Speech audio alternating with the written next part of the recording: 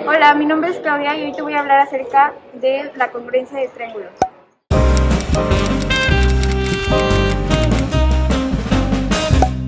Los triángulos congruentes son triángulos con la misma forma y tamaño, es decir, son dos triángulos iguales. Como en este ejemplo, se tiene el triángulo ABC y al triángulo DE y F. Se puede apreciar que tienen las mismas medidas en sus lados. Las medidas de sus tres ángulos se repiten. Por lo tanto, son dos triángulos iguales o congruentes. Al tener estos triángulos congruentes como ejemplo, se utiliza el concepto de lados homólogos o ángulos homólogos, que son aquellos que tienen los mismos valores al ser comparados. Por ejemplo, en el triángulo ABC, el lado AB es correspondiente u homólogo con el lado DE, por tener el mismo valor. Para el caso del ángulo que se encuentra en el vértice B, su correspondiente se encuentra en el vértice E en el otro triángulo.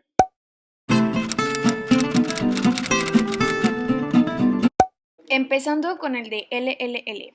Entonces, en un triángulo, las tres medidas se deben de repetir en otro triángulo, es decir, que deben existir lados correspondientes. El otro criterio que se debe de cumplir es que se tiene un lado, un ángulo y un lado, es decir, se tienen dos lados y el ángulo formado entre ellos. Se repite en un triángulo y en otro. Si eso sucede, son congruentes. Otro criterio es tener un ángulo, lado y ángulo. Muy importante que el lado debe estar entre estos ángulos. Si se presentan tanto en un triángulo como en otro, entonces son congruentes. Una vez que se sabe todo lo anterior, entonces con estos datos que se dan del triángulo ABC y del triángulo DEF, determinaremos si cumple algunos de estos criterios de congruencia. Se observa que no se conocen los tres lados de los triángulos, por lo tanto no se pueden utilizar ese criterio. Se conoce un lado, un ángulo y otro lado. Ya no, se tiene nada más un lado y ángulos en cada uno de los triángulos, así que tampoco se cumple ese criterio.